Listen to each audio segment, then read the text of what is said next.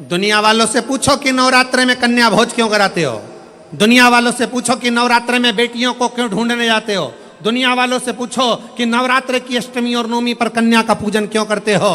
क्योंकि दुनिया वालों को यह मालूम पड़ना चाहिए कि देवी भागवत में लिखा है, एक कन्या एक बेटी जब किसी के घर में मुख झूठा करती है, एक बेटी एक कन्या जब किसी के घर में भोजन करती है तो उसके भंडारे कभी खाली नहीं रहते। इसलिए कन्या पूजन किया जाता है, इसलिए बेटी का पूजन किया जाता है। नवरात्रे चल रहे हैं, माँ जगत जननी जगदम्बा से प्रार्थना करा करो कि तू मेरे घर में एक बार जरूर आना। माँ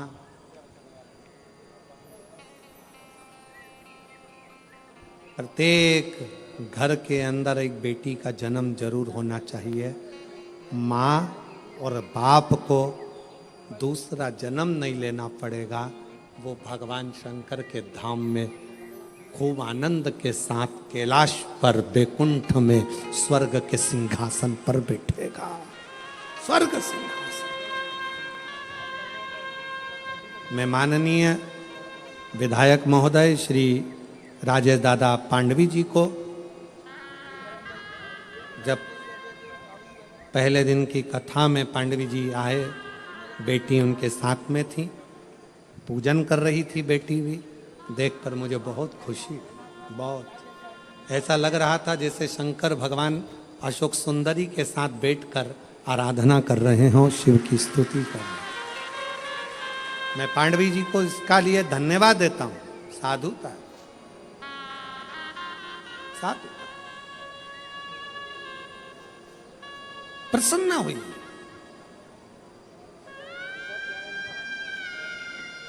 बेटे के जन्म पर जितने नगाड़े बजवाते हो उससे दुगना नगाड़ा बेटी के जन्म पर बजवाना। क्यों? बेटे का जन्म हुआ है तो दूसरी बार जन्म तुम्हें पृथ्वी पर लेना पड़ेगा, वापिस आना पड़ेगा और अपना कर्म का भोग भोगना पड़ेगा, फिर जन्म लेना पड़ेगा। पर घर में अगर एक बेटी का भी जन्म हो गया तो दूसरी बार जन्म नहीं लेना पड़ेगा। इसलिए ज्यादा नगाड़े बजवाना कि अब मेरा आखिरी जन्म है, अब जन्म नहीं लूंगी। अगर बेटी का घर में जन्म हो गया तो अब जन्म नहीं लूंगी। हिमालय राज के घर में जब पार्वती जी का जन्म हुआ, कहते हैं दुनिया के यहाँ पर जन्मदिन की पार्टी एक दिन की होती हो, दुनिया के यहाँ जन्मदिन की पार्टी 2 दिन की होती हो, 2 महीने की होती हो, 4 महीने की होती हो, हर साल जन्मदिन पे होती हो। हिमालय राज के यहाँ जब तक पार्वती जी का कन्यादान नहीं हो गया तब तक रोज पार्वती जी के जन्म का उत्सव मनता था। प्रतिदिन प्रतिदिन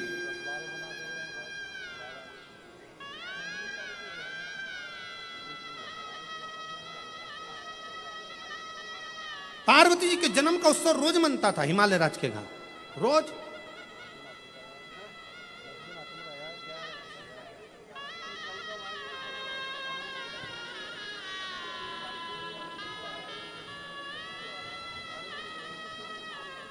एक दिन इंद्र के मन में आया और इंद्र ने जाकर पूछ लिया हिमालय राज से, इतनी प्रसन्नता क्यों है? हिमालय राज ने कहा, बड़ी प्रसन्नता का विषय यह है कि आज मेरे घर में बेटी का जन्म हुआ है। तो बेटी तो तुम्हारी 7 वर्ष की हो गई, जन्मदिन तो जब जन्म हुआ था तब मनाना था, तुम तो रोज जन्मदिन मनाते हो बेटी का, रोज जन्मदिन प्रतिदिन। हिमालय राज ने कहा, शास्त्र कहता है एक बेटी जब घर में, रसोई घर में एक बेटी जब अपने घर के अंदर बैठकर भोजन करती है तो कहते हैं 1000 अश्वमेध यज्ञ का फल उसे प्रतिदिन प्राप्त होता रहता है, प्रतिदिन। और आज के जमाने में लोग मंदिर में जाकर भगवान से कहते हैं, भगवान, ओ भगवान, हमारे घर में एक बेटा दे दो, एक बेटा। और बाजू में खड़ी हुई लक्ष्मी जी नारायण जी से बाजू में खसक के बोलती है, कितना मूर्ख है, बेटा मांग रहा है। और रोज मंदिर में आकर कहती लक्ष्मी दे दो। और बहू को चाहिए क्या? जम के बोलो बेटा। और रोज मांगती क्या है? बोलो लक्ष्मी। तो एक काम कर, बेटा दे दो, लक्ष्मी मत देना। लक्ष्मी मत देना। अब अपन भी देखें कि बेटे से काम चल जाए क्या। और मालूम पड़े बेटा हो गया 32 साल का, माँ के पूरे बाल सफेद उड़ गए, सफेद। उनसे पूछो काय का टेंशन? इसको कोई लक्ष्मी नहीं मिल रही है, इसकी शादी इसको कोई मिल। लक्ष्मी जी से कहा आप जाओ ना, इसके घर में शादी करना है बेटे की, कोई लक्ष्मी। तो इसने मांगा ही था कि मेरे को बेटा दे दो, बेटा दे दो। लक्ष्मी नहीं मांगी थी, बेटा मांगा था। तो कोई तो इसके घर में शादी करेगा। तो कहाँ करेगी? आएगी।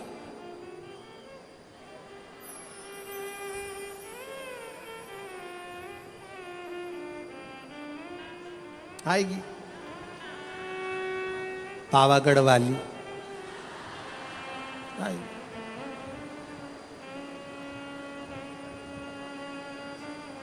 तुलजा आई, इसके घर में आई,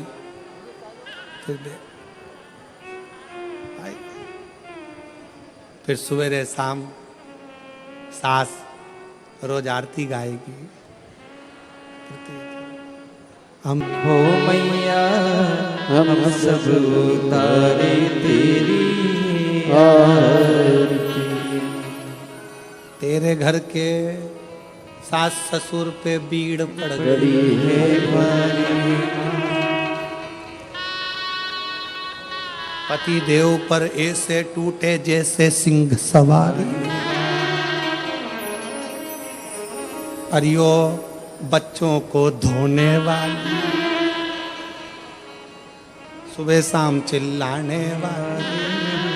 क्यों चिल्ला चोट करे? देखे फिर कहा ये रोती। अरे मांगा क्या था? अरे खुश होना है। जितने लोग शिव महापुराण की कथा को श्रवण कर रहे हो, तुम्हारे घर में बेटी ने जन्म लिया है, तो खूब नगाड़े बजाकर खुश होना।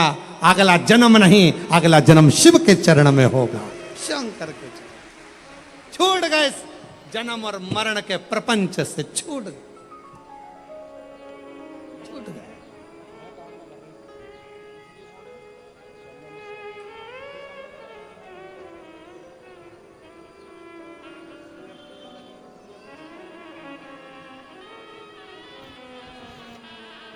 छूट गए।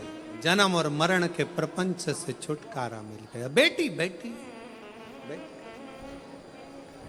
शिव पुराण कर रही है, भगवान शंकर का चरित्र कर रहा है। कात्यायन ऋषि ने पूछा कि मुझे जन्म मरण के प्रपंच से छूटना है, क्या करा जाए? शंकर भगवान ने कहा तुम्हारे घर में अगर बेटी का जन्म होगा, तुम जन्म और मृत्यु के प्रपंच से छूट जाओगे। स्कंद पुराण का नागर खंड कहता है कात्यायन ऋषि ने मां पार्वती जी से कहा अब कुछ भी हो, मेरे घर में अगर बेटी का जन्म हो तो निवेदन है मां दुर्गा, हे मां आद्यशक्ति, हे मां भवानी, हे मां पार्वती, आप मेरे घर में बेटी के रूप में जन्म लो। और कात्यायन ऋषि के घर में मां कात्यायनी के रूप में जन्म हो गया। रहती है कात्यायन ऋषि, उनको देखते हैं, देखते।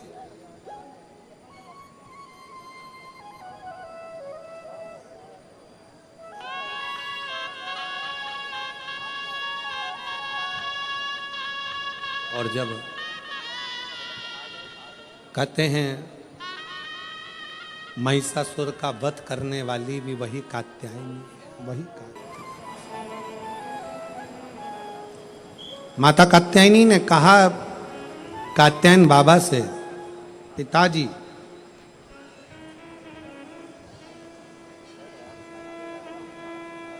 एक नारी का जीवन पूर्ण संघर्ष का जीवन होता है, पूर्ण समर्पण का जीवन होता है। पर एक नारी ही ऐसी होती है जो अपने पूरे कुल को संसार सागर से पार उतार सकती है। पर वही नारी यदि परिवार में रहकर अगर भेद करती है तो स्वतः स्वयं अपने आप को भी डुबो लेती है और स्वयं कुल को भी डुबो लेती है।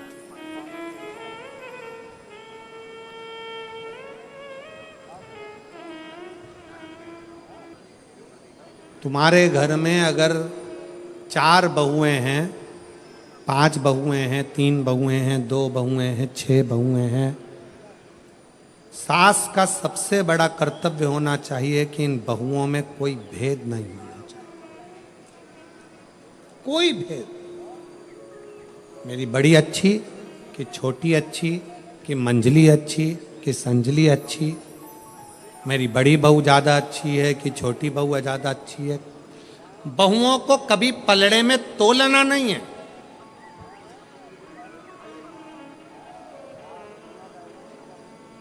जिस घर की सास बहुओं को पलड़े में तोल लेती है कि मेरी ये अच्छी है कि ये बुरी है कि ये अच्छी कि वो बुरी, उस सास का बुढ़ापा आखिरी में रोते रोते निकलता है। कभी मत तो 4 बहुएं चारों अच्छी हैं, 3 बहुएं तीनों अच्छी हैं, 5 बहू पांचों अच्छी हैं, 2 बहू दोनों अच्छी हैं। कभी ना तो आपकी दृष्टि में रखो, मेरी बड़ी बहू मुझे सम्मान दे रही है, छोटी बहू सम्मान दे रही है, मंजली बहू सम्मान दे रही है, आपकी दृष्टि में हो।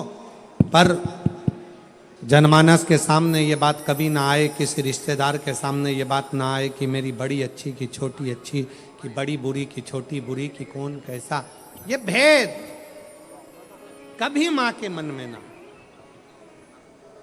और दूसरा सूत्र मां कात्यायनी का अपने अंदर उतारिएगा। दूसरा सूत्र भी बड़ा प्रबल है। मां कात्यायनी अपने पिता कात्यायन जी से कहती हैं, पिताजी एक लड़की अपने 2 कुल को तारती है, एक मायके का दूसरा ससुराल का, पर एक लड़की के लिए सबसे बड़ी जरूरत की उसकी बुद्धि में ये चित्त में होना चाहिए कि जितना चिंता वो अपने मायके की करती है उससे 1.5 गुनी ज्यादा चिंता उसको अपने ससुराल की भी होना चाहिए। जितनी चिंता वो अपने ससुराल की करे उतनी मायके की करे, मायके की और ससुराल की करे, पर मायके से विवाह होने के बाद 1.5 चिंता ससुराल की। मां कात्यायनी कात्यायन ऋषि से कहती हैं, पिताजी जब एक लड़की, उसका जीवन कोरा है, उसकी चित्तवृत्ति कोरी है, कभी वो अपनी सास से नहीं मिली, कभी वो अपने ससुर से नहीं मिली, कभी अपने पति से नहीं मिली, कभी अपने देवर जेठ से नहीं मिली, उसका जीवन कोरा रहता है। कात्यायन ऋषि से कात्यायनी जी कर रही हैं, उसका जीवन कोरा है। उस कोरे जीवन में उस कन्या को, उस स्त्री को, उस नारी को चाहिए कि पिता से जितना स्नेह हो उससे 1.5 स्नेह उसके ससुर से हो, भाई से जितना स्नेह हो उससे 1.5 स्नेह उसके देवर और जेठ से हो, जितना स्नेह अपनी सगी बहन से है उससे 1.5 स्नेह देवरानी और जिठानी से हो, और जितना स्नेह मेरे अपने मायके से है उससे 1.5 स्नेह अपने ससुराल से हो। उसकी चित्तवृत्ति। आज परिवार टूट रहे हैं। कात्यायनी माता की लोग पूजन जरूर करते हैं पर कात्यायनी माता के विचारों को अपने अंदर नहीं रखते। अदालत में जितने केस प्रॉपर्टी के नहीं हैं, अदालत में जितने केस कत्ल के नहीं हैं, अदालत में जितने केस कोई फालतू नहीं है, उससे 4 गुना ज़्यादा केस आज अदालत में केवल तलाक के हैं कि तलाक लेना है। कारण क्या है? उसका कारण केवल एक है कि आप दोनों को सम लेकर नहीं चल पा रहे हो। मायके की प्रियता ऐसी बढ़ती है कि ससुराल बुरा लगने लगता है। मेरी बहन तो ऐसी थी, मेरे पिताजी तो ऐसे थे, मेरा परिवार तो ऐसा था। ठीक है, आपका परिवार श्रेष्ठ है, बहुत अच्छा है, बहुत ध्यान रखने वाला है, पर जो ललाट में परमात्मा ने लिख कर दिया है, इसको नकार तो नहीं सकते हो, इसको भी अपनाना पड़ेगा, अपना बनाना पड़ेगा, स्नेह करना पड़ेगा, इसको भी अपना बनाकर इसके साथ रहना पड़ेगा। माना बेकार मिल गया कुछ, मान लो बेकार मिल गया, तो क्या आप उसको स्वीकार नहीं करोगे? हो सकता है तलाक ले लोगे और तलाक लेने के बाद जैसा अभी मिला है इससे भी जोरदार सिंदूर चढ़ा हुआ भेरू मिल गया तो कौन सा फर्क? विचार करिए। इसलिए जो मिला, माता कात्यायनी कात्यायन बाबा से कहती हैं दोनों का साझा बनाकर चलना है। घर में रहने वाली स्त्री, घर में रहने वाली माँ, घर में रहने वाली बहू, घर में रहने वाली बेटी, घर में रहने वाली सास, घर में रहने वाली दादी, घर में रहने वाली ये एक नारी, दोनों का साझा बनाकर जब चलती है तो वह अपने कुल को, अपने परिवार को उन्नति की ओर लेकर जाती है और यश प्राप्त करती है, यश प्राप्त। दुनिया की निगाह में केवल ये शिव महापुराण की कथा का पंडाल है, पर हम कहते हैं ये केवल कथा का पंडाल नहीं, आपकी किस्मत खोलने की चाबी का पंडाल है, जहां किस्मत खोलने की चाबी मिलती है।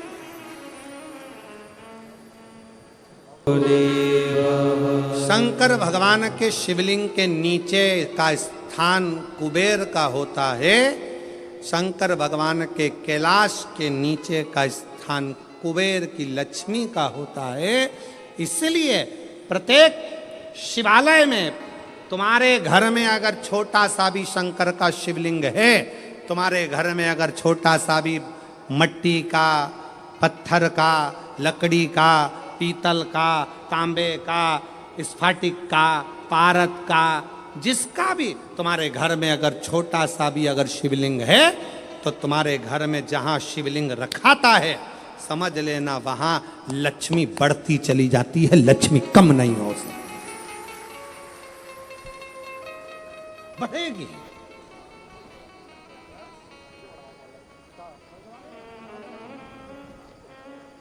बस दो चीजों का स्मरण रखिए, एक अपने खानदान का, दूसरे अपने खान पान का।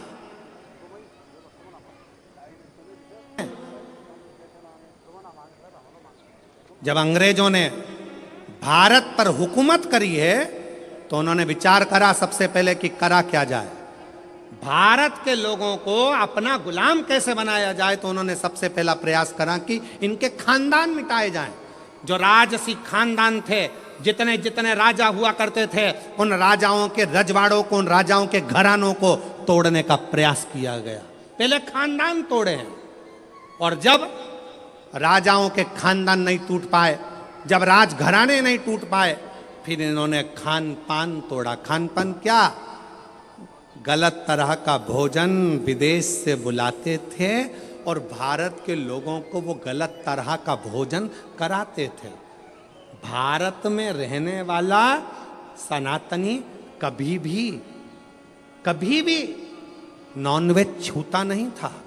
भारत में रहने वाला भारतीय सनातनी कभी भी मांस का सेवन नहीं करता था, गलत व्यसन का सेवन नहीं करता था।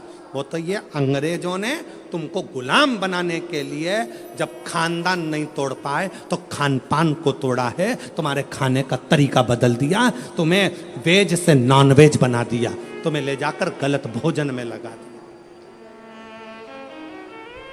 गलत भोज। देखो प्रकृति अपना रंग दिखाती है।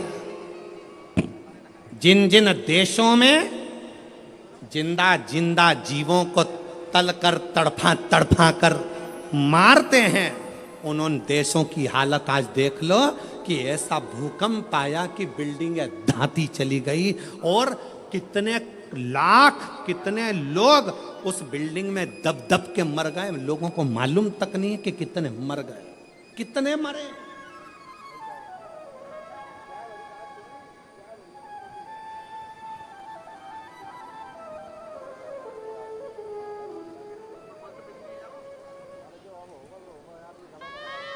कितने। इसलिए निवेदन है थोड़ा सा अपने आप को सुधारने का प्रयास करिए, थोड़ा सा, ज्यादा नहीं, थोड़ा सा।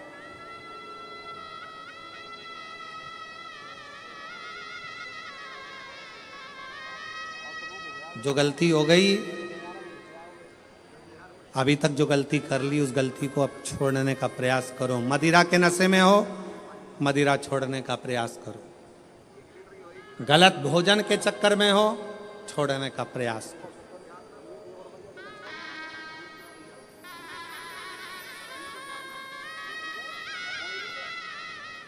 हम कहेंगे तो थोड़ा सा लोगों को बुरा लगेगा, पर सत्यता है, जब उम्र और कमर, उम्र और कमर जब 40 की हो जाए या 40 से पार हो जाए, तो भोजन मत बढ़ाओ, भजन बढ़ाओ, भोजन को कम करते जाओ।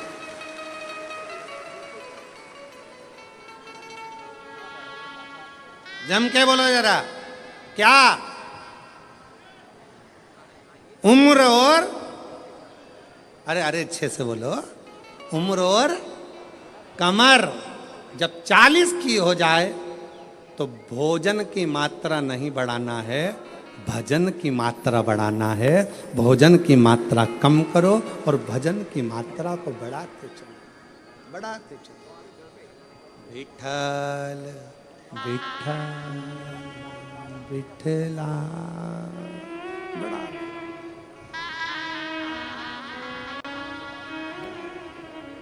भजन की मात्रा को बढ़ाना प्राण को, भोजन को कम कर दो, गलत भोजन कम कर दो, व्यसन कम कर दो।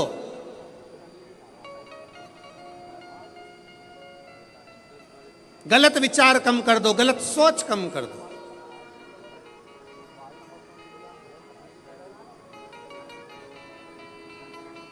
कल एक भैया प्रश्न कर रहे थे, गुरुजी, भगवान विष्णु अपने शरीर पे राख नहीं लगाते, राखोड़ी नहीं लगाते, भस्म नहीं लगाते। भगवान ब्रह्मा अपने शरीर पर राख नहीं लगाते, भस्म नहीं लगाते, राखोड़ी नहीं लगाते। इंद्र नहीं लगाते। 33 कोटि देवता कोई अपने शरीर पर राख नहीं लगाता, भस्म नहीं लगाता। केवल शंकर जी क्यों लगाते? हमने उससे कहा, इतनी सी बात तो तू तेरे घर वालों से पूछ लेता कि बर्तन को राख से क्यों मांजा जाता है। बोलो दी जी जी, जम के बोलो। बर्तन अच्छा है, साफ है, तो तुम उसको राख से मांजोगी क्या? जम के बोलो जरा। नहीं, बर्तन अच्छा है, साफ है, तो उसको आप राखोड़ी से मांजोगी, साफ करोगी? नहीं। बर्तन को राख से कब मांजा जाता है? जब उसमें थोड़ी सी झूठन लगने लगे तो बर्तन को राख से साफ किया जाता है।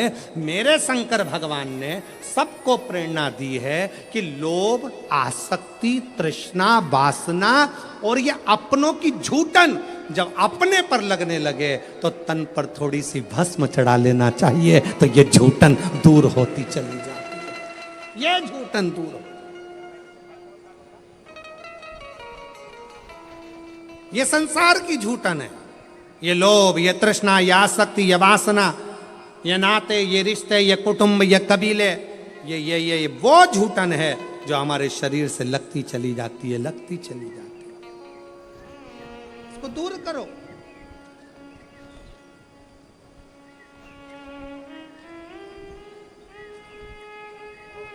अच्छा अच्छा ट्यूब लगाओगे ना, क्रीम, अच्छा अच्छा खूब सारा सारा पाउडर, क्रीम, और वो नीले कलर का ऐसा,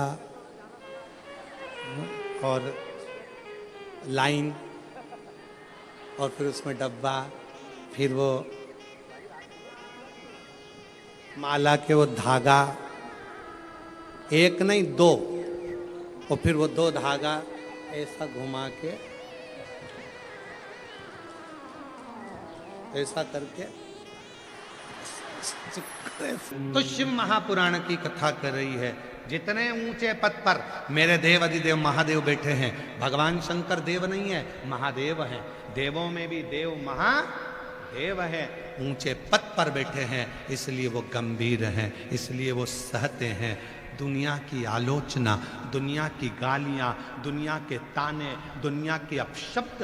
तुम जब ऊंचाइयों पर बैठो तो तुम सहन करना सीख लो।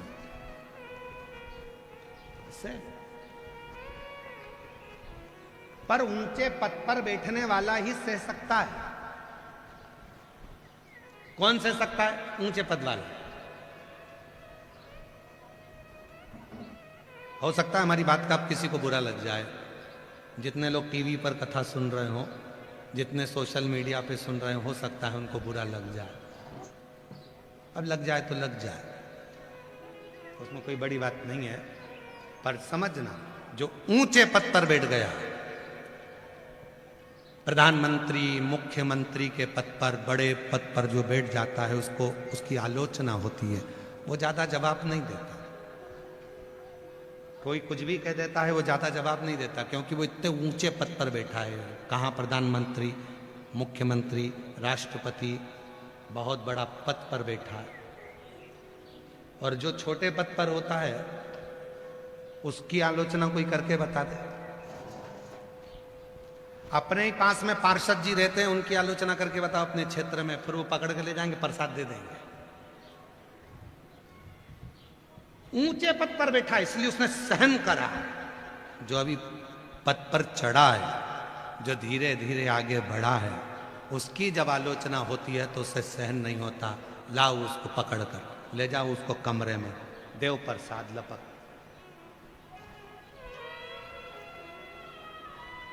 गंभीरता नहीं है, गंभीर। और हुआ, दक्ष प्रजापति ने भगवान शंकर को कितने अपशब्द कहे। हे शिव, मेरी बेटी सती का विवाह तेरे साथ में करा है, मैं तुझे श्राप देता हूं कि तू शमशान में निवास करेगा। शंकर भगवान खुश हो गए, मेरे ससुर जैसा दुनिया में किसी का ससुर नहीं होगा। प्लाट भी दिलाया तो ऐसी जगह दिलाया जहां कोई कब्जा ही नहीं करेगा। मेरे ससुर जैसा दुनिया में कौन ससुर होगा। मेरे ससुर ने कहा, शिव मैं तुझे श्राप देता हूं, तू शमशान में निवास करेगा। शंकर भगवान ने सोचा, इतनी जोरदार जगह, इतनी सुंदर जगह, इतनी अच्छी जगह, इससे बढ़कर और क्या होगा, जहां कोई कब्जा ही नहीं करने वाला, जहां कोई विवाद करने ही नहीं आएगा, शांति से रहेंगे। और जहां दक्ष प्रजापति ने शंकर भगवान को श्राप दिया था, शमशान में निवास करेंगे, शिव शमशान में रहते हैं। और शमशान कोई साधारण जगह नहीं है। पैसे वाला करोड़पति भी मरता है तो बांस पर, बांबू पर, सफेद कपड़े में, लाल कपड़े में जाता है। और गरीब भी मरता है तो बांस पर, सफेद कपड़े में, लाल कपड़े में जाता है। कोई करोड़पति, मुझे तो नहीं लगता कि जयपुर में कोई करोड़पति मरा हो, या बहुत बड़ा कोई राजा महाराजा, कोई बहुत बड़ा पद वाला मरा हो तो उसको डनलप के गद्दे पर ले गए हो। बोलो बोलो, लेकर गए क्या? पैसे वाला मरा तो भी बांस पर गया, गरीब मरा तो भी बांस पर गया, पैसे वाला मरा तो भी सफेद कपड़े में गया, और गरीब मरा तो भी सफेद कपड़े में गया। वहां जाने के लिए ऊंची और नीची बात नहीं, वहां तो सबकी शान सम है, इसलिए उसका नाम शमशान है। वहां सबकी शान सम है, अमीर भी है तो लेवल का, गरीब भी है तो लेवल का। शंकर के दरवाजे पर जो आता है उस सब बराबर शान का है, इसलिए उसका नाम शमशान है। सम कोई आए हो, श्राप दिया दक्ष प्रजापति ने शिव जी को। शंकर भगवान कुछ नहीं बोले क्योंकि पद ऊंचा है। जो ऊंचे पद पर बैठता है वो जवाब नहीं देता, इंतजार करता है, रुको समय आएगा जवाब दिया जाएगा, अभी जरा शांति रखो, टाइम आन दो, जरा इंतजार करो, चुप रहो, बैठे रहो। गंभीरता चाहिए बड़े वाले में, और शंकर जी गंभीर रहते हैं, मौन रहते हैं। और वही हुआ। थोड़े समय के बाद दक्ष प्रजापति ने जब एक अनुष्ठान रखा और उस अनुष्ठान में इंद्र को कुछ कह दिया तो इंद्र तो लड़ने बैठ गया। क्यों? क्योंकि बड़े में गंभीरता होती है, छोटे में नहीं। शिव चुप रह गए श्राप मिलने के बाद भी, पर इंद्र चुप नहीं रह पाए कुछ कहने के। इंद्र नहीं रहे। जवाब का इंतजार करो, समय का इंतजार करो, समय आएगा तो जवाब दिया जाएगा। कई लोग कहते हैं क्यों तू मंदिर जाती है, तू भगवान को जल चढ़ाती है, तू पूजन करती है, तू भगवान का स्मरण करती है, तू भगवान की भक्ति करती है, इसके बाद भी तेरे पास में इतना दुख है, तेरे को इतना तकलीफ है। महाराज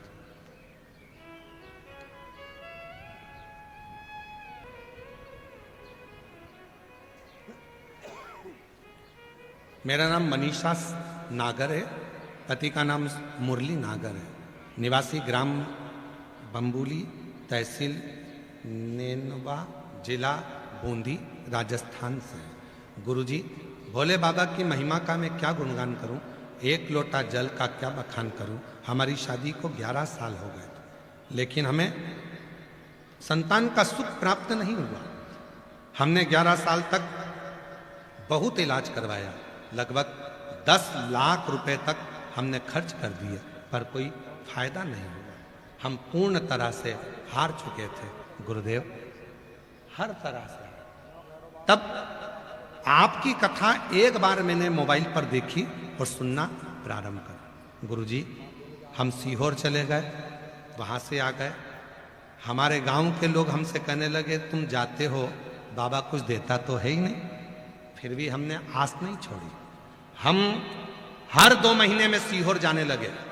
कुबरेश्वर बाबा का कंकर शंकर पूजन करते और बाबा का कंकर लेकर आते, बाबा का रुद्राक्ष लाए, बाबा का व्रत करा, पशुपति आंकड़े की जड़ का प्रयोग करा। 1 बार करा नहीं हुआ, 2 बार करा नहीं हुआ, 3 बार करा नहीं हुआ, फिर करा। सारे लोग कहने लगे तुझे होगा ही नहीं, जब डॉक्टर मना कर दिए तो तुझे बच्चा कैसे होगा। पर आप कहते हो कि भगवान का पीछा मत छोड़ना, बोलते रहना, एक न एक दिन बाबा सुनेगा। और बाबा की कृपा से 8 अप्रैल 2025 को मेरे यहाँ 11 साल के बाद पुत्र रत्न की प्राप्ति। एक पत्र और बड़ा सुंदर है, देखिए।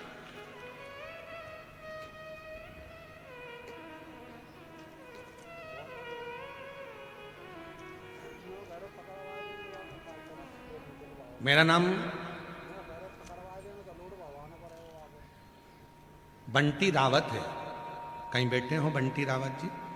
मेरा नाम आप ही है, आ जाइए, आ जाओ। मेरा नाम बंटी रावत है। मेरे पति का नाम सुरेश रावत है, निवासी चोमू। मेरे 2 साल से ब्रेन हेमरेज हुआ है।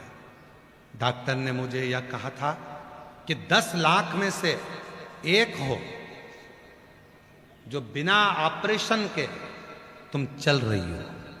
तुम्हारा ब्रेन हेमरेज इतना ज्यादा है कि तुम जीवित हो, यही बहुत बड़ी बात है। गुरुदेव, डॉक्टर ने तो ऑपरेशन का कहा था, पर हमने डॉक्टर साहब से केवल 3 दिन मांगे थे, और 3 दिन मांगकर हम छुट्टी लेकर आए और हम लोग सीहोर पहुंच गए। वहां कंकर शंकर की पूजन कर रुद्राक्ष लिया, जल लेकर आ गए। रुद्राक्ष लाए, पानी में गलाती, शिव जी को चढ़ाकर जल पीना प्रारंभ करा। वापिस डॉक्टर के पास चली गई। डॉक्टर साहब, अब आप ऑपरेशन की तैयारी कर सकते हो। डॉक्टर ने फिर जांच करी तो कहा 28 दिन की गोलियां देकर देखते हैं, हमें लग रहा है कि तुम्हें थोड़ा सुधार है। 28 दिन की गोलियां देते हैं। 28 दिन की गोलियां डॉक्टर ने दे दी, और 28 दिन बाद मैं जो रुद्राक्ष का जल पीती रही, शिव मंदिर जाती रही। विद्याधर नगर के स्टेडियम में मैंने कथा सुनी, वहां की मिट्टी भी पूरे सिर पर लगा ली, और फिर पहुंची। 28 दिन पूरे कर कर डॉक्टर ने देखते से ही कह दिया तुम्हारा ब्रेन हेमरेज पूर्ण तरह से ठीक हो गया है, अब तुम्हें ऑपरेशन की जरूरत नहीं है। मैं अपने ब्रेन हेमरेज की पूरी जांच भी लगा रही हूं। ये पूरी जांचें जो डॉक्टर ने करी वो भी नहीं। एक शिव पर भरोसा क्या होता है, एक शंकर पर भरोसा क्या होता है, एक शिव का स्मरण, शिव पर करा हुआ भरोसा क्या होता है। कैसी कृपा करेगा, कब कृपा करेगा, कोई भरोसा नहीं। उसकी कृपा कितनी है, कितनी दया करता है वो, कितनी करुणा करता है, ये कोई नहीं जाने। पत्र देखिए आप लोग, जरा पत्र का अंदाजा लगाओगे। हमें उम्मीद नहीं थी कि जयपुर में इतने पत्र जाएंगे, ये सोचने वाली बात है। कितना पत्र जिन भक्तों को भगवान ने दिया, उन्होंने पत्र में लिखकर भेज दिया। पत्र देखिए, इधर खड़े, पत्रों का दर्शन करिएगा, देखिए। एक यहाँ खड़े हो जाओ, इसको पकड़ना। चैनल वालों से निवेदन है, पत्र जरूर दिखाना, दिखे कि मेरे भोले बाबा ने कितनों को दिया है और कितना कितना दिया। और पत्र पढ़ते नहीं है, इतने पढ़ नहीं पाते। मांगा है भोलेनाथ से वरदान एक ही, बाबा ने कथा सुनते सुनते दिया है।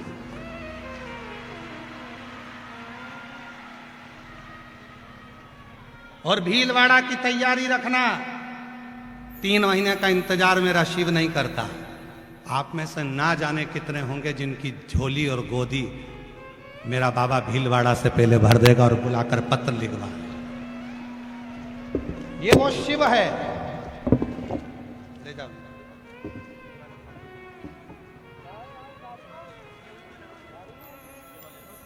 ये उठा लो,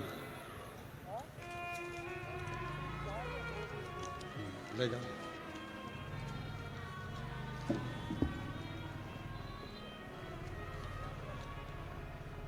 जहां जगह मिल गई वहां बैठकर कथा का रसतत्व ग्रहण कर रहे हो, जहां मिल गई जगह वहां बैठ गए, कथा सुन रहे हो। आरती होगी, बाद में यहां से उठकर वहां की मिट्टी को अपने शरीर पर लगाकर प्रणाम कर कर जब जाते हो, तो तुम अकेले नहीं जाते। कंकर के रूप में, मिट्टी के रूप में, कण कण के रूप में मेरा शंकर तेरे घर तक पहुंचकर तेरा दुख मिटाता।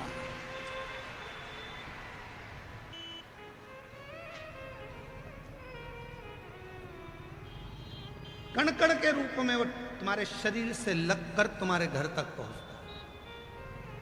और पहले दिन भी हमने कहा था, इसको शिव पुराण मत समझना कि शिव पुराण, ये शिव पुराण नहीं है।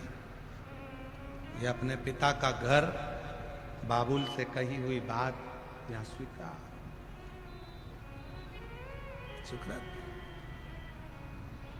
हृदय से बाबा को अपने मन का भाव कहिए और दिल से बाबा को अपने मन के भाव को व्यक्त करिए। ये कथा आज परमानंद सौभाग्य का विषय है, जो हमारे इस पवित्र आनंदमय शिव महापुराण की कथा में आज कथा की शिवरात्रि के अवसर पर ब्रज की पवित्र भूमि से सनातन की ऊर्जा को जागृत करने वाले, सनातन को एकजुट कर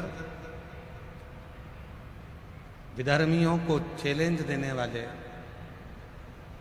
श्री देवकी नंदन जी ठाकुर जी हमारे बीच में विराजमान है। एक बार जोरदार ताली बजाकर उनका स्वागत वंदन करें। और उन्हीं के छोटे अनुज छोटे भाई श्री विजय शर्मा जी भी यहाँ पधारे हैं। एक बार उनके लिए भी जोरदार ताली बजाकर साधुवाद। ये पवित्र कथा आज छठे दिवस में चल रही है। कल कथा का विराम दिवस रहेगा।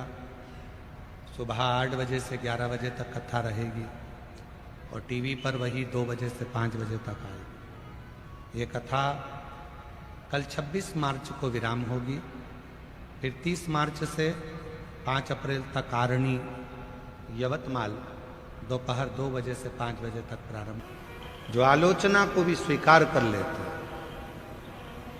अपशब्द को भी स्वीकार कर लेते, कुछ नहीं कहते, जब ऊंचे पद पर, ऊंची कुर्सी पर, ऊंची प्रतिष्ठा पर जब पहुंचते हैं तो आलोचना होती है, अपशब्द सुनने को मिलते हैं, स्वीकार कर।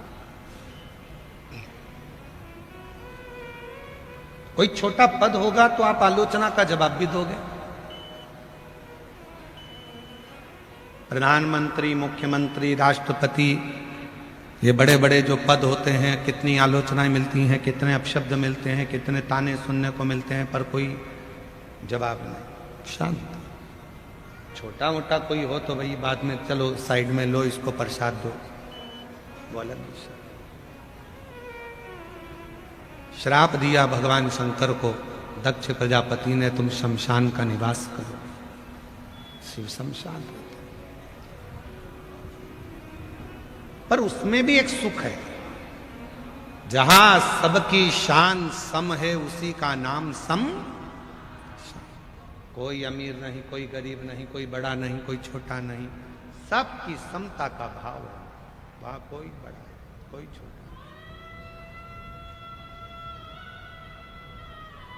और याद रखें,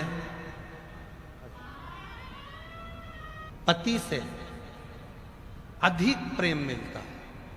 किसी ने कहा, हमारे कानों में शब्द आया कि सुंदर लड़कियों को पति से अधिक प्रेम मिलता है, पर शिव महापुराण में हमने अध्ययन किया तो ऐसा महसूस होता है कि सुंदरता से ज्यादा जिस लड़की का दिल सुंदर होता है, तो पति का ही नहीं पूरे ससुराल का प्रेम अधिक मिलता है।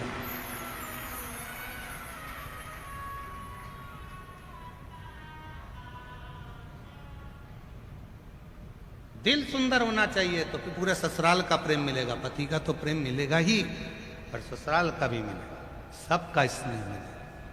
और उसमें भी अगर कहीं की शिव भक्ति करने वाली बेटी हो, शंकर जी की एक लोटा जल चढ़ाने वाली कोई बेटी हो, तो समझ लेना तुम्हारी जिंदगी सार्थक हो गई। बाबा ने तुमको गिफ्ट के रूप में शिव कृपा। हमारे बीच में परम पूज्य श्री देवकीनंदन ठाकुर जी महाराज बैठे हैं। तो शब्दों का उद्बोधन उनका श्रवण कर फिर पुनः कथा को अपन आगे बढ़ाएंगे। हमारे बीच में इतनी बड़ी मूर्ति आकर बैठे और कुछ हमको मिले, उससे बढ़कर कोई सुख नहीं। एक बार जोरदार ताली बजाकर सनातन की एक ऊर्जा को जागृत करने वाले परम पूज्य श्री देवकीनंदन ठाकुर जी महाराज के संबोधन श्रवण करके फिर अपनी कथा को आगे बढ़ाएंगे। आप लोगों से निवेदन है, आज कथा का छठा दिवस है, जब तक आरती ना हो तब तक ना जाए। टाइम टू टाइम कथा चलती है और टाइम टू टाइम विराम होती है। थोड़ा समय का स्मरण करें।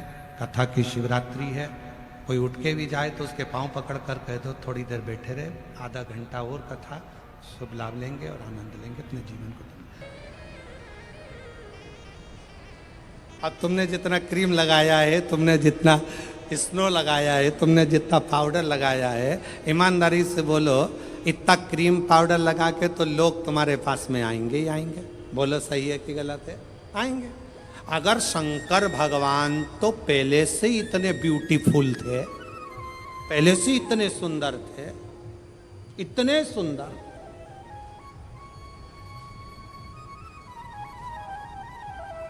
वो कहते हैं ना भोलेनाथ ब्यूटी फूल, इतने सुंदर तो शिव पहले से। और अगर भगवान शंकर मालूम पड़े और थोड़ा बहुत पेंटिंग पेंटिंग करके बैठ जाते, तो ईमानदारी से बोलो 33 कोटि देवताओं के यहाँ जितनी देवियां हैं वो सब शंकर भगवान के चरणों के सम्मुख में बैठी रह जाती। सारी देवियां, सारी देवियां। शंकर भगवान ने कहा मुझे अपने पास में किसी को नहीं रखना, ज्यादा सुंदर रहूंगा लोग आएंगे। इसलिए शंकर भगवान ने भस्म को अपने तन पर धारण कर लिया कि ये संसार झूठा, ये परिवार झूठा, ये कुटुंब झूठा, ये नाते रिश्ते झूठे, ये सब झूठ है। इसलिए झूठन को दूर करने के लिए जैसे बर्तन पर राख लगी हो, तो वो बर्तन पर लगी राख झूठन साफ कर देती है। मेरे शिव कहते हैं तन पर चढ़ी हुई भस्म ये संसार के झूठे लोगों को दूर कर देती है, झूठे लोगों को।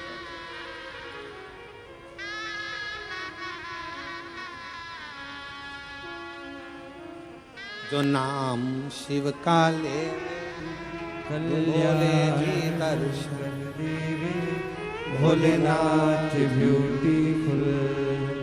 शिव स्वयं तन पर भस्म धारण करते हैं, स्वयं।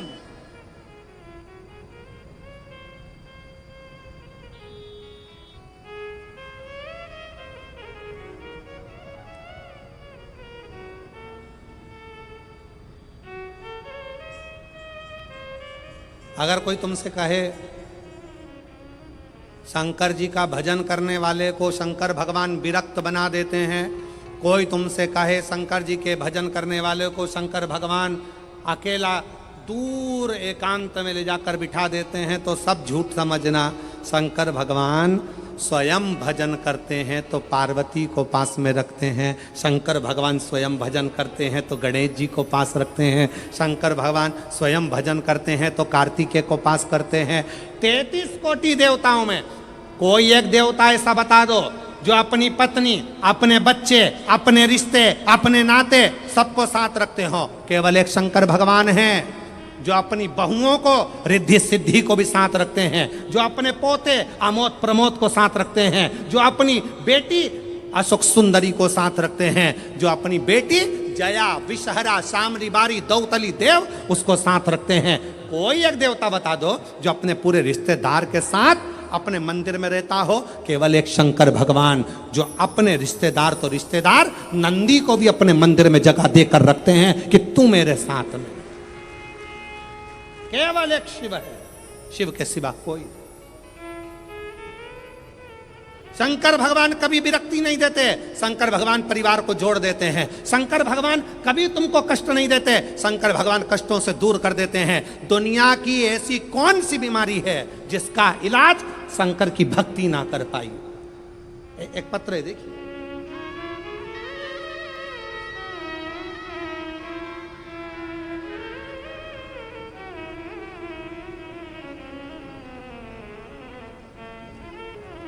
मेरा नाम गायत्री केशव केदारे है। मेरा मोबाइल नंबर ये है, गांव तेमबाहरा, अकोला, महाराष्ट्र की रहने वाली हूँ। कहीं हो बैठी हो तो हाथ हिला सकती हैं और बैठी हो तो बेलपत्र लेने के लिए आ सकती हैं। गायत्री केशव कन्हारे, मोबाइल नंबर ये, तुम्हारा गांव अकोला महाराष्ट्र। मैं श्री शिवाय नमस्तुभ्यम, मेरा नाम गायत्री केशव केदारे है। 2019 से परीक्षा दे रही हूं एमपीएससी की, तैयारी कर रही हूं पर मेरा सिलेक्शन नहीं हो रहा। तब पहली बार अपने रिश्तेदारों के कहने पर मैंने टीवी पर आपके बारे में सुना और मैंने शंकर जी की 1 लोटा जल चढ़ाना प्रारंभ किया। रोज मंदिर जाती, बाबा को जल चढ़ाती, रोज जल चढ़ा कर आती। अभिषेक करने गई, शिव जी का कथा श्रवण करी, बाबा को विनय करा और आज बाबा की ऐसी कृपा हुई गुरुदेव, मैंने नंदुरबार में बाबा की कृपा से दर्शन किया और दर्शन करने के बाद वहीं पंडाल में बाबा से प्रार्थना करी कि बाबा कुछ भी हो, मेरी एमपीएससी की परीक्षा उत्तीर्ण हो जाए और मेरा सिलेक्शन हो जाए और मेरी सरकारी जॉब लग जाए। आज बाबा की कृपा से मैं बाबा को धन्यवाद देने के लिए आई हूँ कि मेरा सिलेक्शन हो गया और मैंने उत्तीर्णता प्राप्त कर ली। बाबा को धन्यवाद देने के लिए मैं यहाँ पहुँची हूँ। एक पत्र और देखिए, बड़ा सुंदर।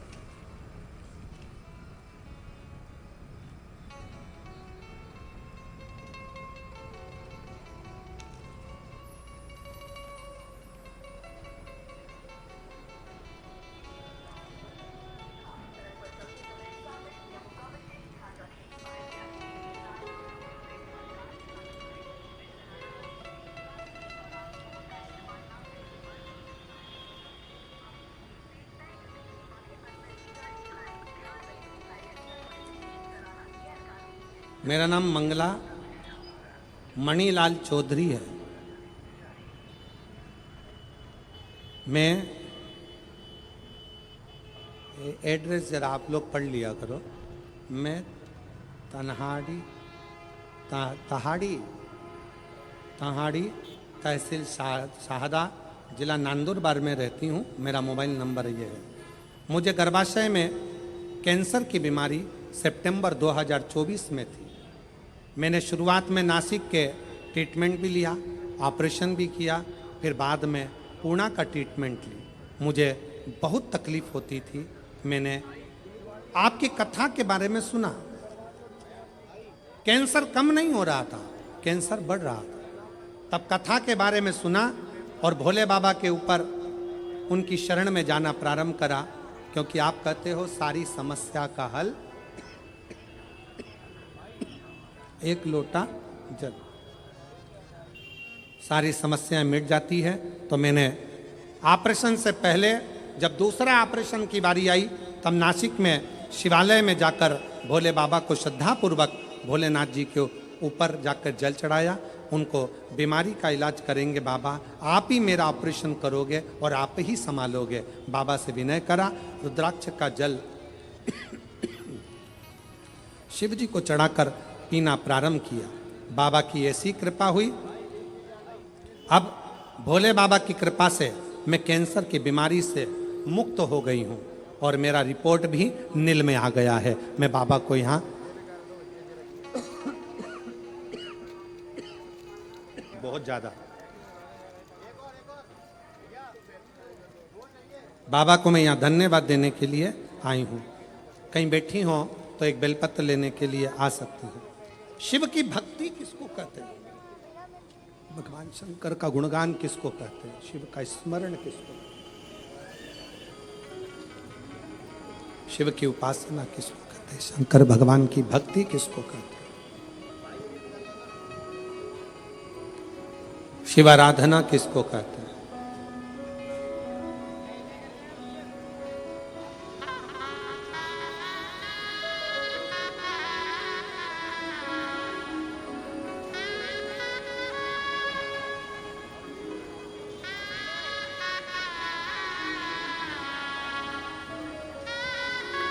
आप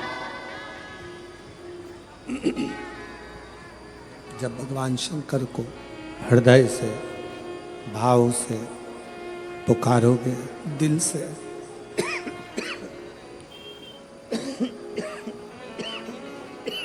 शंकर को दिल से भाव से पुकारोगे, शिव स्वीकार करें, शंकर स्वीकार।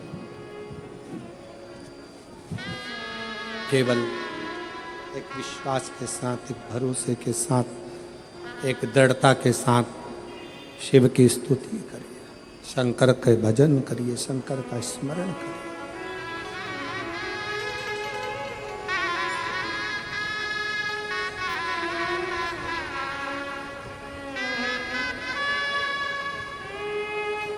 भगवान शिव का गुणगान, शिव का स्मरण, शिव की भक्ति जीवन को सुख देती है, आनंद देती है।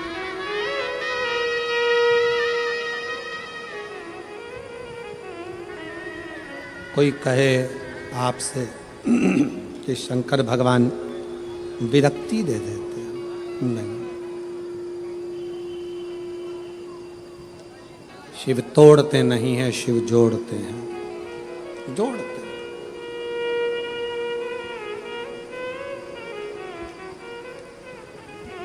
भगवान शंकर तोड़ने का काम नहीं करते, जोड़ने का काम करते, जोड़ते।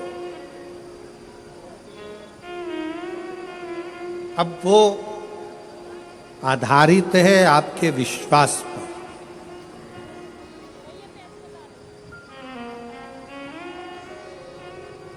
वो आधारित है आपके भरोसे पर, वो आधारित है आपकी दृढ़ता पर। शिव झूठे संसार से मोह को हटाते हैं। कोई ने कहा शंकर भगवान विरक्ति देते, किससे विरक्ति? सावधान होकर सुनिएगा जरा, किससे विरक्ति? शंकर भगवान आपको किससे दूर करेंगे? जो आपका अहित चाहता, जो दिखने में तो आपके करीब में होगा, जो दिखने में तो आपके नजदीक में होगा, दिखने में तो आपसे प्रेम स्नेह की वाणी बोलेगा, बात करेगा, पर अंदर ही अंदर वो आपसे ईर्ष्या कर रहा होगा। ऐसे ईर्ष्या करने वाले से मेरा शिव तुम्हें दूर करता चलेगा। आजा दूर। आप जितना जितना कोई कहे शंकर विरक्ति, किससे विरक्त कर देते हैं, किससे दूर कर देते हैं? तो कहा जो आपके लिए घातक है, जो आपके लिए दुखदाई है, जो आपके लिए कष्टप्रद है, शिव उसको दूर कर देते हैं। माला माल काशी वाले ने लुटा दिया भंडार काशी वाले ने कर दिया माला माल काशी वाले ने कर दिया माला माल काशी वाले ने। शिव की आराधना आपको सुख दे, सुख।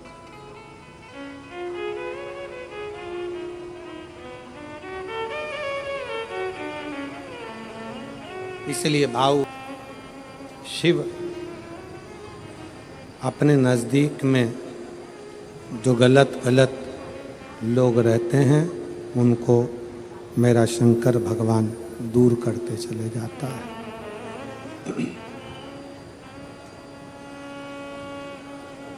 कात्यायन ऋषि शिव और पार्वती की तप साधना कर रहे हैं। स्कंद पुराण का नागरखंड कहता है, स्कंद पुराण का नागरखंड कह रहा है शंकर पार्वती की तप साधना स्वयं कात्यायन ऋषि कर रहे हैं।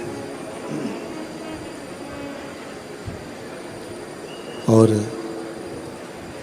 शिव पार्वती की तप साधना कात्यायन ऋषि ने जब करी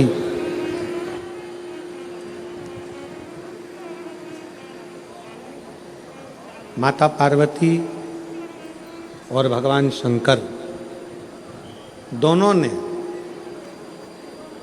कात्यायन ऋषि को दर्शन दिया।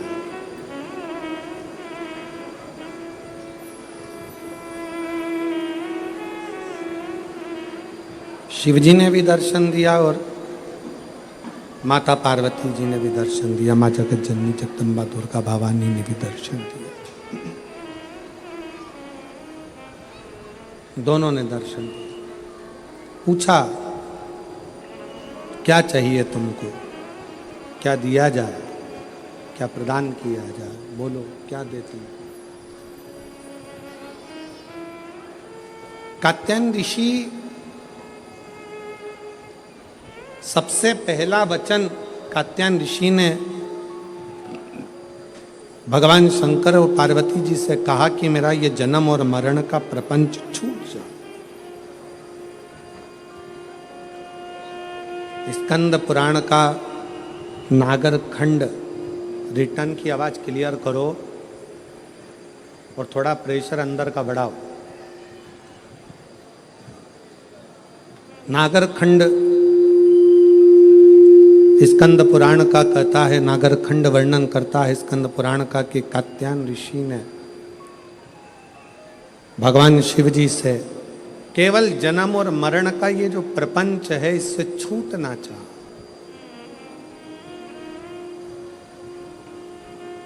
इससे मुक्ति कैसे मिले? इस जन्म और मरण के प्रपंच से हम छूट कैसे जाए? जन्म और मरण के इस प्रपंच से हमारा छुटकारा कैसे हो, इससे छूटे कैसे? तो कहा व्यक्ति के घर में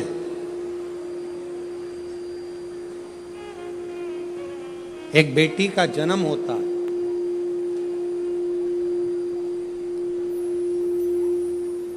और बेटी की किलकारी, बेटी के पांव की खनक,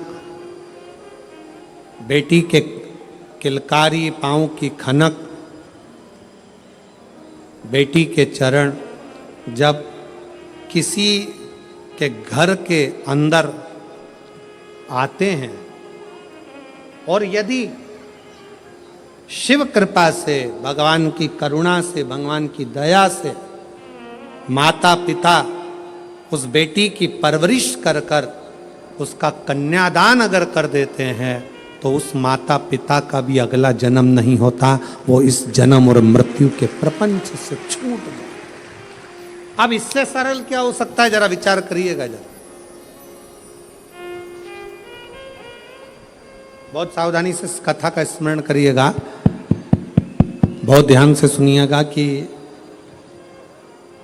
बड़े बड़े तपस्वी तप करने जा रहे हैं, साधना वाले साधना करने जा रहे हैं, उपासना वाले उपासना करने जा रहे हैं, व्रत वालों ने व्रत रखा, साधना वालों ने साधना करी, तपस्या वालों ने तपस्या करी, और कंदराओं में बैठकर कोई संत बन गया, कोई साधु बन गया, कोई तपस्वी बन गया, कोई साधक बन गया, कोई उपासक बन गया।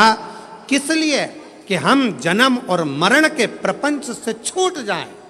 पर शंकर भगवान ने माता पार्वती की साक्षी में कात्यायन ऋषि से कहा कि जब किसी गृहस्थी के घर में एक बेटी का जन्म होता है और उस बेटी की परवरिश जब माता पिता करते हैं, बेटी के किलकारी जिसके घर में गूंजती है और बेटी के चरण जिसके घर में पड़ते हैं, और बेटी का जब कन्यादान होता है तब माता पिता फिर कोई जन्म नहीं लेते, वो माता पिता परमात्मा की शरणागति का सुख भोगते।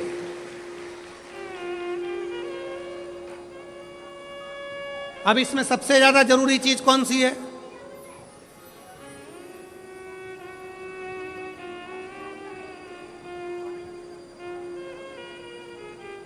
एक बहुत ध्यान देने वाला विषय है, थोड़ा ध्यान दीजिएगा। दक्ष प्रजापति के घर में 60 कन्याओं का जन्म हुआ। उसके बाद दक्ष प्रजापति भगवान से कह रहे हैं, देवी जी से कह रहे हैं, मां मेरे घर में एक लड़की और देना, एक बेटी और चाहिए मुझे। मां जगत जननी दुर्गा कहती है कि तेरे घर में बेटी कहां से आएगी, मैं खुद तेरे घर में बेटी बनकर जन्म लूंगी। सती आई। दक्ष प्रजापति ने शंकर जी का अपमान करा, दक्ष प्रजापति ने देवताओं का अपमान करा, दक्ष प्रजापति ने अपशब्द कहे, दक्ष प्रजापति ने गाली दी, दक्ष प्रजापति ने ताना दिया, दक्ष प्रजापति ने आड़ा टेढ़ा बहुत सारी बातें कही। अब दक्ष प्रजापति को तो नरक जाना था, दक्ष प्रजापति को तो नरक भोगना था। पर दक्ष प्रजापति के घर में बेटियों का जन्म हुआ था, दक्ष प्रजापति ने बेटियों का कन्यादान किया था, इसलिए शंकर भगवान का अपमान करने के बाद भी दक्ष प्रजापति नरक नहीं भोगा है। दक्ष प्रजापति मरण शीश कटने के बाद बकरे का मुख लग गया, और बकरे का मुख लगने के बाद भी स्वर्ग भोगा है, वो दक्ष प्रजापति है, क्योंकि बेटी का जन्म ही प्रबल है।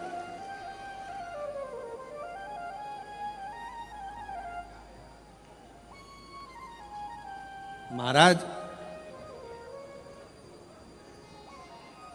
सुखी वो नहीं जिनके घर में धन की पेटी है, सुखी वो नहीं जिनके घर में धन की पेटी है, सुखी वो हैं जिनके घर में मुस्कुराती बहू और बेटी है।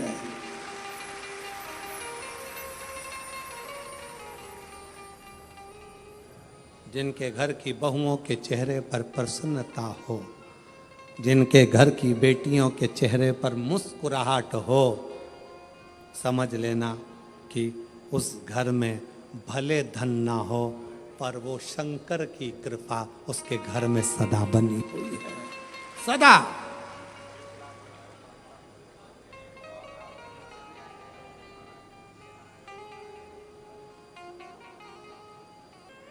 बोल बम का नारा है, जम के बोलो कल्याण तुम्हारा है। बोल बम का नारा है, सारी समस्या का हल श्री शिवाय भगवान शंकर की अविरलता धारण करिए। अविरल शिव तत्व। महाराज, समय आया